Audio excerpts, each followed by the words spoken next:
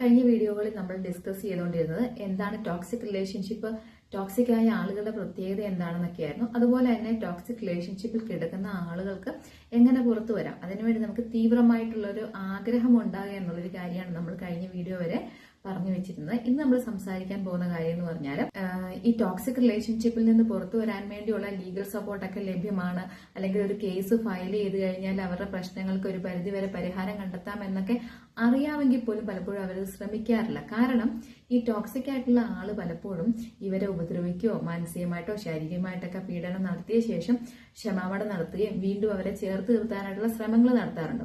അപ്പൊ ഇങ്ങനെയുള്ള ശ്രമങ്ങൾ നടത്തുമ്പോൾ സെൻസിറ്റീവ് ആയിട്ടുള്ള ആൾക്കാർ എന്താ ചിന്തിക്കുന്നത്, എന്നെ ഇത്രത്തോളമൊക്കെ ഉപദ്രവിച്ചിട്ടും വീണ്ടും അവരെന്നെ ചേർത്ത് നിർത്താൻ ശ്രമിക്കുന്നുണ്ട്, അങ്ങനെയുള്ളവർ അഴിക്കുള്ളിൽ കിടക്കുന്നത് കാണാൻ സാധിക്കില്ല അല്ലെ, ഇത്ര നാളും എന്റെ കൂടെ നിന്നല്ലേ എന്നൊക്കെയുള്ള പരിഗണന വരുമ്പോൾ പലപ്പോഴും ഇങ്ങനെയുള്ള കാര്യങ്ങൾക്ക് വേണ്ടി ശ്രമിക്കാറില്ല.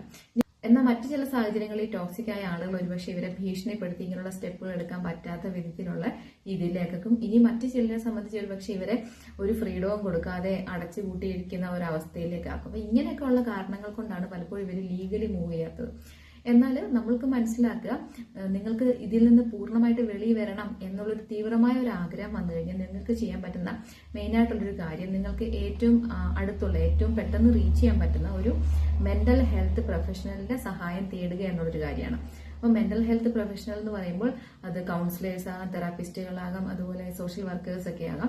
ഇങ്ങനെയുള്ളവരെ നിങ്ങൾ കോൺടാക്ട് ചെയ്യുമ്പോൾ നിങ്ങൾക്ക് കിട്ടുന്നത് നിങ്ങൾക്ക് വേണ്ട ഒരു മെന്റൽ സപ്പോർട്ടായിരിക്കും. പ്രാക്ടിക്കലി എന്ത് ചെയ്യണം എന്നുള്ളൊരു ഹെൽപ്പിന് നിങ്ങളുടെ കൂടെ നിൽക്കാൻ പറ്റുന്നവരാണ് ഇങ്ങനെയുള്ളവർ.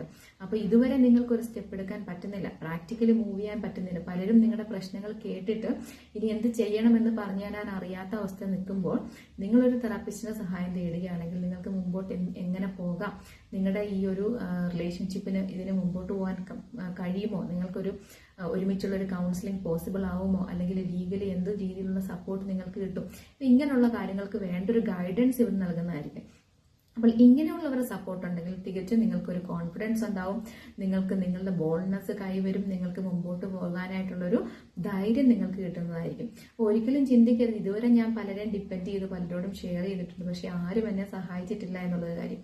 ഒരു പക്ഷെ അവർ നിസ്സഹായരായിരിക്കും, അവർക്ക് നിങ്ങളോട് പറഞ്ഞു തരാനൊക്കെ കഴിയുള്ളായിരിക്കും. പക്ഷെ നിങ്ങളെ സഹായിക്കാൻ കഴിയുള്ള ആളുകളുമായിട്ട് നിങ്ങൾ കോൺടാക്ട് ചെയ്യുമ്പോൾ, അല്ലെങ്കിൽ അവരുടെ ഹെൽപ്പോടുകൂടി നിങ്ങൾ വർക്കൗട്ട് ചെയ്ത് മുമ്പോട്ട് പോവുകയാണെങ്കിൽ ഉറപ്പായിട്ടും നിങ്ങളുടെ പ്രശ്നങ്ങൾക്കൊരു പ്രതിവിധി ഉണ്ടാവും എന്നുള്ളൊരു കാര്യം നിങ്ങൾ മറന്നു പോകാതെ ഇരിക്കുക. കാരണം നിങ്ങൾ ഇതോർത്ത് പേടിക്കരുത്, മറ്റുള്ളവർ എന്ത് ചിന്തിക്കും, എല്ലാവരും ഇനി എന്നെ കളിയാക്കുമോ, അല്ലെങ്കിൽ എല്ലാവരും എന്നെ ക്രിട്ടിസൈസ് ചെയ്യുമോ എന്നൊക്കെ ചിന്തിക്കേണ്ട കാര്യമില്ല. കാരണം നിങ്ങളുടെ ജീവിതം നിങ്ങളുടെ അവകാശമാണ്. ഒരുപക്ഷെ നിങ്ങൾ നിങ്ങളുടെ ജീവിതം വേണ്ടെന്ന് വെക്കുകയാണെങ്കിൽ അതിനുശേഷം അലമുറയിടുവാനും അല്ലെ വാദപ്രതിവാദങ്ങൾ നടത്തുവാനും അനേകർ ഇവിടെ ഉണ്ട്. എന്നാൽ നിങ്ങൾ ജീവിച്ചിരിക്കുമ്പോൾ തന്നെ ഒരു മരിച്ച അവസ്ഥയിലൂടെ കടന്നു പോകുമ്പോൾ ഒരുപക്ഷെ സപ്പോർട്ട് ചെയ്യാനായിട്ട് ഇവരാരും കാണില്ല.